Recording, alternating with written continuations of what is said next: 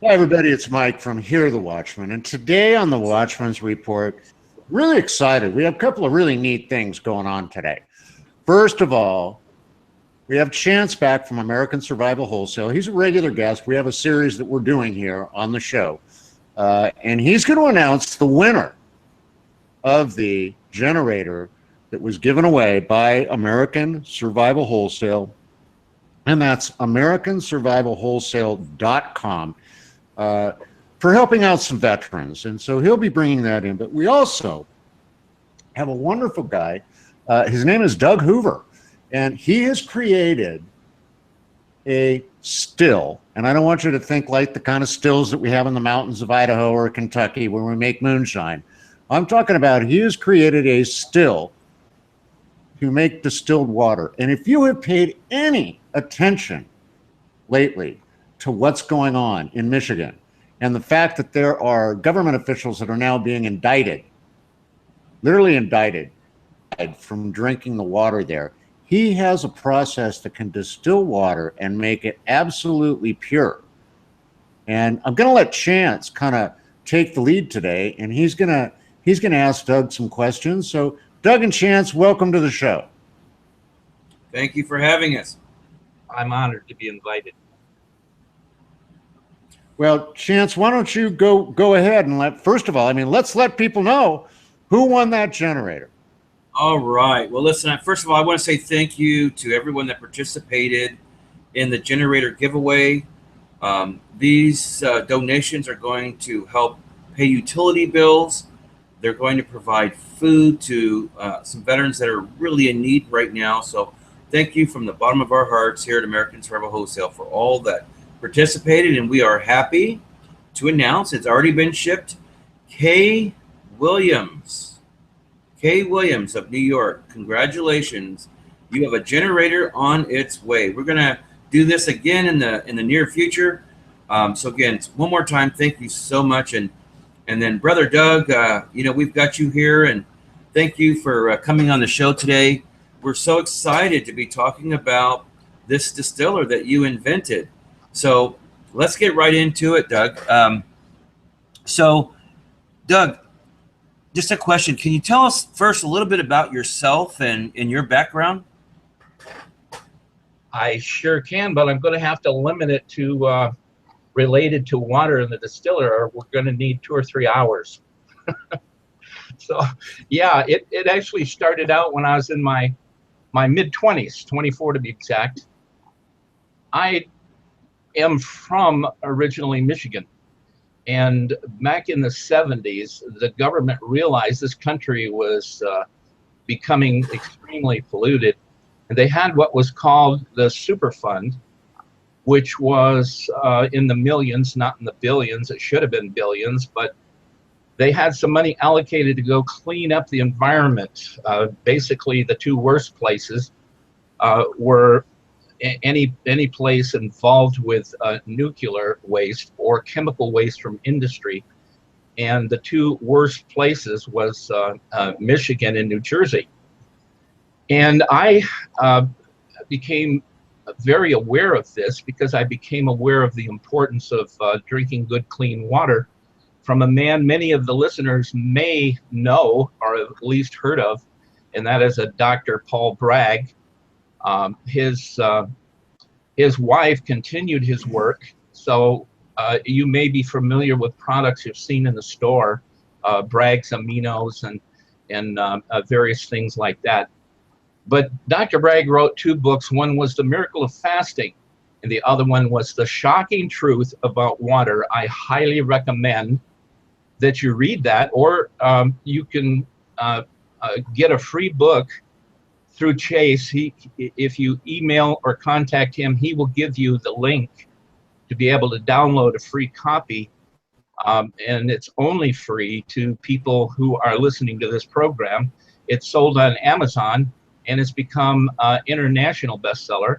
It's called Distilled Water in Health.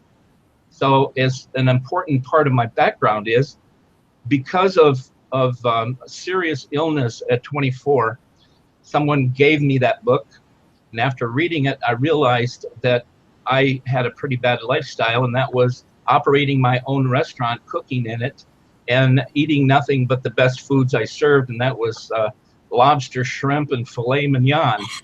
And it didn't take long, and I had the worst case of gout the doctors had ever seen. And I ended up with a doctor's desk reference under gout. So after reading this book, while cooking in my restaurant, I started fasting and fasted for 19 days. Long story short, that 19 days, my gout disappeared. I stopped taking that Xyloprim, which the doctor said was going to destroy my kidneys, and have not had so much as a cold, sore throat, flu, been sick, taken medication, or been to a doctor in 43 years.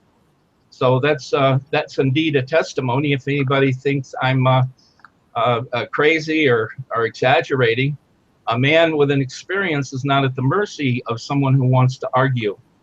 So I became very aware of the environment around me and what was happening in Michigan. And basically what was happening were many people were dying from drinking the polluted water, especially the farmers, because the industrial complex in Detroit was taking their liquid waste out into the countryside, dumping it along the gravel roads, dumping it in creeks and streams, and on vacant land and in the farmers' fields. And this was getting into the water tables. But of course, in addition to that, farmers didn't realize their wells were also polluted with their fertilizers and with their pesticides, herbicides, fungicides, and the other chemicals, all made it into the groundwater, which is the case across America now. There is no wells, there is no water that is not got chemicals in it, because the chemical industry has produced well over 2,000 chemicals, and there's no way any water department can check for any more than the 105 chemicals, which in 1977 were chemicals that all water companies were required to test for, and that's all they still test for today. They never tested of those 105, the combination of any of them, only each one individually. So knowing all of that, I started to drink distilled water. And when I found out about all these farmers dying out here in the farm community where I live, I started writing articles and started telling everybody I know about this fact. And so I set up a table in Bill's IGA store back in 1975 and put a little chemistry set on there and started testing water as the people would bring it in. And when they found out all the chemicals that they had in the water, they started getting concerned also. But nowhere in America in 1975 did any grocery store or anybody sell drinking water. The only water they had in the store was distilled, not for drinking. It was for your steam iron or car batteries. So consequently, wow, I put in what was called the distillation station. And then years later, found out that I'm on record with the National Bottled Water Association as having the very first bottled water vending machine in this country. Followed up 8 years later by Glacier vending machine, and then 3 years after that with the first water store by Dr. Gene Shaparenko in California. So needless to say, I don't believe in coincidences, and I believe that everything's directed by the creator of this universe. But ironically enough, I went out and I bought a water distiller, and after doing research, I found out there was only one, and that was Durastill. And so I found a distributor. Now get a load of this, a distributor for the Durastill. In 1975, they had just started manufacturing this product, and they happened to have a distributor in Michigan. And guess where I went to buy it? It was on a strip of industrial complexes at the airport in Flint, Michigan. Now rated as the most polluted, dangerous water in America. That's where I bought my first Durastill water distiller. was in Doug, let me ask you this question. I'd like to ask you a question because I know our listeners want to know. Yeah. I read an article I believe it was on Drudge the other day, that 75% of the water in America right now is absolutely unfit to drink. Now, are you basically saying to us that our existing water supply is poisoning us? Oh, I'm saying that, Mike. In fact, here's a scary point.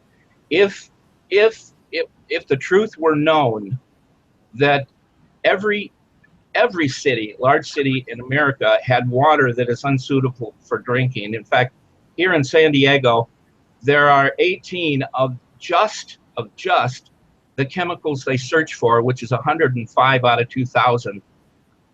There's 18 of those which are known to cause cancer in human beings. And the government says all those chemicals that can cause cancer are at safe levels. Now, have you ever known the government to lie about anything or exaggerate?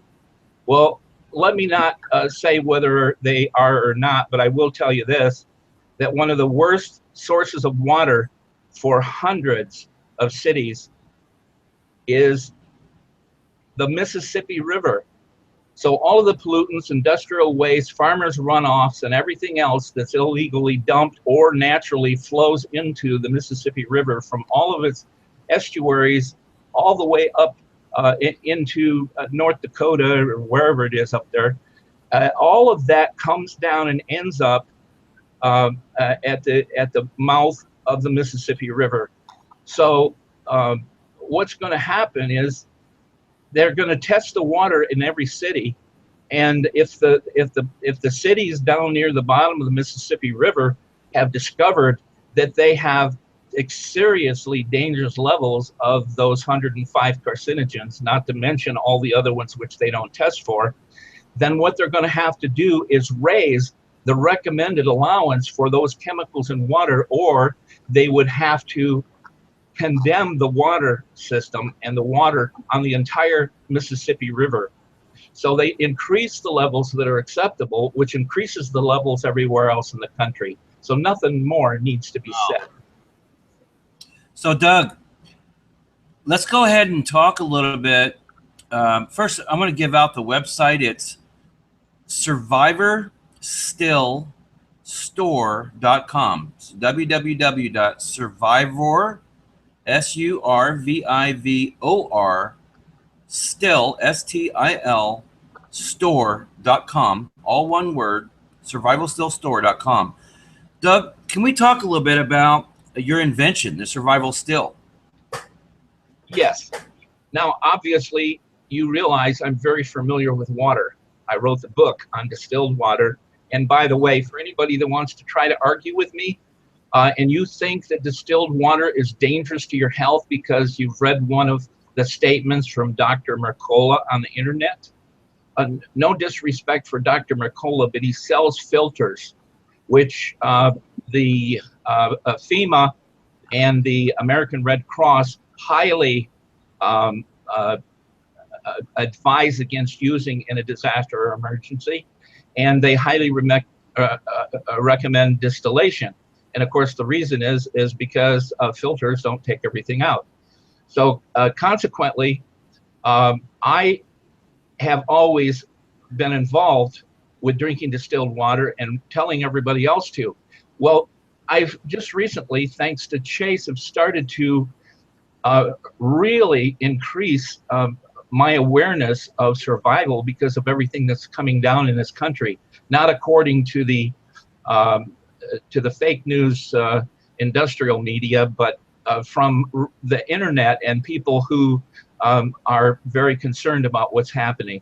So consequently, I wanted to start looking around to see what I could find, because my Durastill distiller will not work when the power goes out. So I'm thinking, well, I should have a distiller that works off the grid. I started looking around first to see what was out there, and I ended up buying one, which sounded pretty good. And it's an interesting one because it's the most popular on the internet. So I ordered one, and it was pretty reasonable, so somewhere around $300. But when I got it, I realized that it wasn't a distiller. All it was a little steam diverter and distillate collector, and you had to go out and buy stainless steel because you sure did not want to use aluminum pans if the distilled water is collecting on the bottom of a pan. But he called it a distiller, but then I had to spend another $300 on a couple stainless steel pots, but they had to be of a certain dimension on top of that. Well, after getting it all hooked up, what I found was this one and the other competitors that are out there, their distillers don't even have coils in them. They're just simply collecting the distilled water on the bottom of the top pan. But these pots are full of, and I weighed one the other day, 25 pounds of water, but it's not tepid water.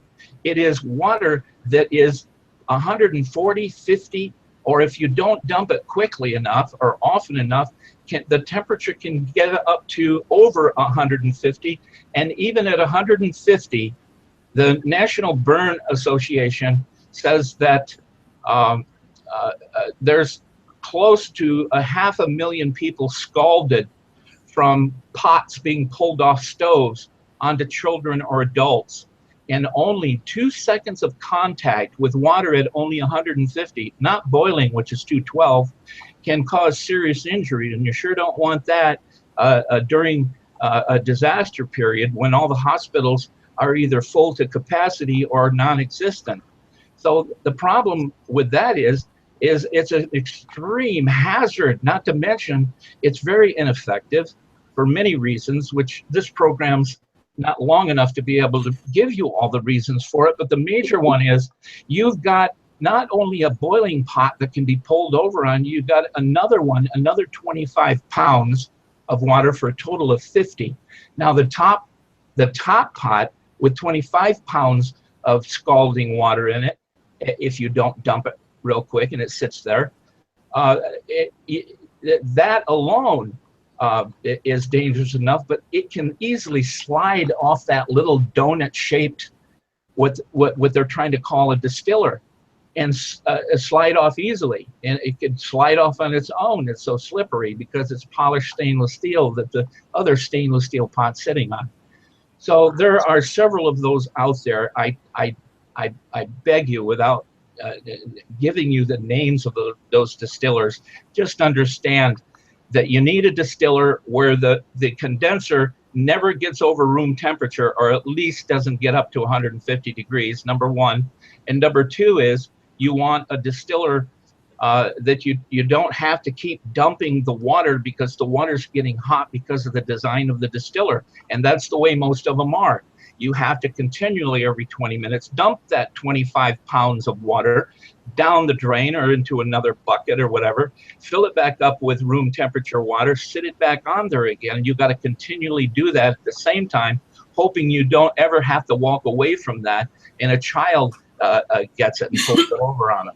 Well, the survivor still has zero threat of scald, either from the boiling tank or from the condenser. And that ought to be enough right there for people to understand. And the reason the survivor still even came into existence was I looked at this thing and I thought, oh my word, if this is the most popular one on the market and it has the potential of literally killing a child, this is not something I want to be involved with. And I thought I could do better than this. Long story short, I woke up one morning and this same Heavenly Father I told you about downloaded the entire plan of the survival still. And I got up that morning, told my wife about it, and I said, I'm going to put that thing together today. And I did, but I didn't just put any water in that distiller to test it when it was completed. I went down to the ocean here in San Diego, and I gathered the seawater and brought it back. Now that's not like Escondido's water or San Diego's water of 1,500 parts per million. It's 35,000 parts per million. And the average water in every city in California is less than 1,000, even though Escondido, it is 1,500 parts per million, but 35,000. I put that in the distiller, ran a batch, and I got so excited I couldn't hardly stand it. It brought that 35,000 parts per million of ocean water down to 28. Not 28,000, 28 parts per million. Now, after I saw that, this little voice inside of my head said, just add another inch to the baffles. And first of all, I had no idea why I even had baffles. Absolutely none. I'm not an engineer. But I was obedient, and I built it the way that was in my vision when I woke up that morning at 5 o'clock. So I added another inch to the baffle, ran another batch, and I couldn't get inside the house fast enough with the sample and my TDS meter to show my wife. It was at 0. That is so exciting. And then I knew it was from the Almighty and not from Doug Hoover's brain. That is so exciting, Doug. I got to tell you, all the way down to 0. I mean, even gravity-fed filtration systems, I'm not going to name any names, but they cannot filter out salt water. They get clogged way too easy. But you've already answered one of my other questions.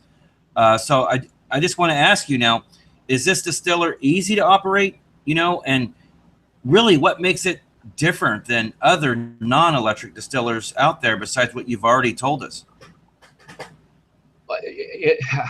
It's like, where do I begin? What makes it better? One is that the condenser is actually using 10 feet of stainless steel coil. Durstill, who I've been a distributor for 47 years, only has 5.5 feet. And one of the distillers has 6 feet of stainless steel tubing in their condenser. I've got 10 feet in the condenser. Plus, I keep the condenser water cool using solar power. A little 5-watt solar panel powers a little pump, which pumps the water either from the source of water that you're purifying, or from a bucket that you've dipped out of the river or the lake or whatever. Or if you're close enough to the river or wherever you are, you can put the pump right in the water, and it circulates the water through the condenser, keeping it cool constantly. It never gets hot. Plus, in addition to that, you never have to add water to the boiling tank. And even if you did, it's got 2 stainless steel heavy-duty industrial snap latches, which you have to release in order to get to the boiler tank, because it's snapped to the condenser, which means if that thing were to be pulled off from a stove or the fire or anything, all you're going to experience is room temperature or air temperature, if you're doing this outside, water spills on you, not boiling water like all the other ones, or scalding temperature water. So now, and you might think, well, you must have to add water to the boiler because the water evaporates and you need to replace the water. Well, no, because it has an automatic fill system, the AquaFill. It's an industrial solid stainless steel float and solid stainless steel stem and float ball in the boiling tank. And it's designed so it's not going to plug up or stick with the minerals that are left behind and all the chemicals and stuff in this distiller, because it takes out everything that's in your water, and that's in the distiller. And that's very, very simple to clean on occasion, and then put it back together and go back into business. But it automatically adds the water to the boiler as it's needed, but doesn't add enough to slow down the boiling process. Now, here's the other great thing. The only competitor that I have out there that even comes close to my design, even close to the design, they have a gigantic boiler, which you've got to heat all that water up. It takes a long time, a lot of energy, and then it adds water back, which ends up stopping the boiling. And you're limited with theirs because you can't have more than 5 to 10,000 BTUs for their unit. Or he said that the water in the condenser will get way too hot. It can't handle the temperature. Yet ours, you can put 53,000 BTUs on it. And ours will conservatively at that temperature, and you can even add more temperature to it and get more but the particular propane unit that Chase sells just happens to be very similar to the one I use, and it is recommended by all the survivalists that use the Survivor Still, because it does go up to 54,000 BTUs. It's great, and it runs off of a 5 gallon propane tank. But the thing of it is, you could use it on a barbecue grill, a gas stove, an electric stove. You could use it on a propane stove, a camp stove, or even a campfire, which is the best thing because it doesn't have to be level like the other ones on the market. So not only have those got scalding factors, they have to be level to operate. The Survivor Still doesn't have to be. And what's nice is it's totally automatic. And if the sun is not shining today, and generally if it's not real cloudy and just a little hazy, the pump will still operate with that 5-watt solar panel. But let's just say it's at night and you want to continue to make water and get as much as 18 gallons in 24 hours from this unit, which it can easily do compared to the 12 or less from all the other competitors that are out there.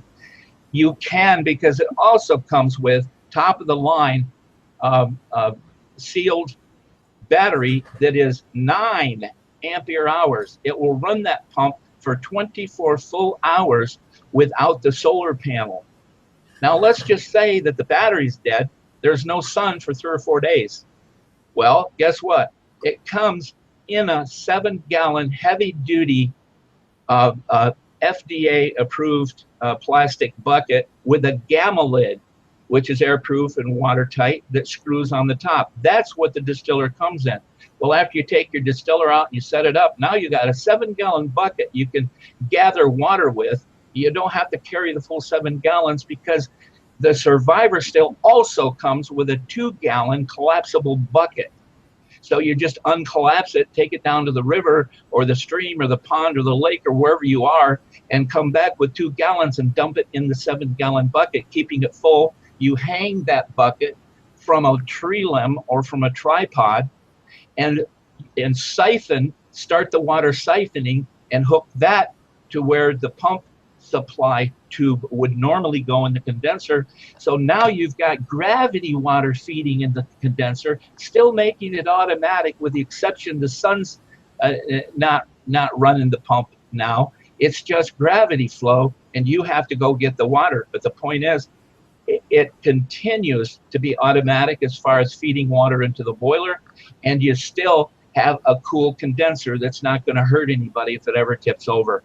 Now, you mentioned Chase, the gravity filters. What's interesting about those, and I don't mind mentioning this because Berkey has an incredible filter. And you know what? If I didn't know what I know, I would own one. Because you can take water out of a river and dump in that thing and get good, clean drinking water. But what Berkey never wants to tell anybody is not only does not FEMA, Homeland Security, or American Red Cross not recommend filters at all, they're dangerous. If your filter is defective and it doesn't have the proper packing inside of that filter, channeling can happen. And basically what that means is the water starts not filtering through the carbon itself. It's actually channeling all the way through and flowing freely without being filtered. If that happens and you're getting water from a river that's infected by industrial waste or farmland runoff, or there's a dead animal up the stream, you're not going to live very long because E. coli will kill you. And the other problem with this is you're paying $100 for a Berkey filter, which, you know, that's fine if all you're filtering through it is your tap water, because they tell you got to rinse this thing under the tap. But in an emergency, you don't have water coming out of your tap. So they sell you another thing which is supposed to squeeze and flush the filter before you store it. But before you store it, you got to make sure it's dry. And then you've got to store it in a cold, dry, dark place. Well, the Survivor Still, you can store it in a wet, very bright place. I mean, you don't have to worry about it. And compared to all of the other units out there, every distiller on the market, which is 1.02 inches thick of stainless steel, ours is a full 1.5 millimeter, not inches, millimeters thick. So ours is 30% thicker. If you want to talk about gauge, for those that know what gauge means, there's all the other distillers have 18 gauge stainless steel. We have 14 gauge, which means this distiller with the condenser snapped to the base. Guess what? Guess how I know this? I rolled that thing down a 35-step concrete steps, and there was nothing wrong with it, not even dented when it reached the bottom. You can't do that with any other distiller on the market. The point is, if it's survival, if it's your life, and water is more important than anything else on earth, don't trust your life to something that is going to stop working because it's plugged up, or something that could scald one of your family members or yourself, or something that requires so much work and wasted water to make it operate. You know, Doug, I mean, we're running out of time today. We could talk about this for another hour. I think what we should do is do a follow-up show to get more into it. But I'm fascinated by your product. I really truly am. My hat is off to you for what you did and for obeying the Lord when He gave you the direction. Now, Chance, I want to ask you. You and I had talked offline a while earlier about there's a layaway program that applies to this product. Is that correct? That is correct. As a matter of fact, I'm going to give you the website one more time. It's www.survivor, SURVIVOR, still, STILL, store.com. So survivorstillstore.com. Go for yourself, and we have put together an amazing layaway program. You can put down 25% down today and still have 120 days to pay off the balance. You can pay it off earlier. There's no prepayment penalties, but this allows folks that are on a budget to be able to afford this distiller, and we recommend everyone should have one of these in your home. This distiller, like, you know, Brother Doug here was talking, I mean, this distiller is not just for one person. I mean, this distiller could help an entire community, right, Doug? So listen, I want to thank you, and boy, the time just flew by today. One more time, www.survivorstore.com. Thank you guys so much for joining us today on the Watchman's Report. And like I said, we're going to have Doug back again because you folks is serious business. I mean, it doesn't take Armageddon to make it necessary to filter your water. Just, it takes one natural disaster, one leak somewhere, and then you're done. And as Chance and I have talked about in other shows, you know, you can go a long time without food, but you can't go very long without clean water. So pay attention to what you heard here today. As always, God bless each and every one of you. Be informed. Don't be afraid. We'll see you again here next time on the Watchman's Report. Thank you all for joining us. Thank you, Brother Mike.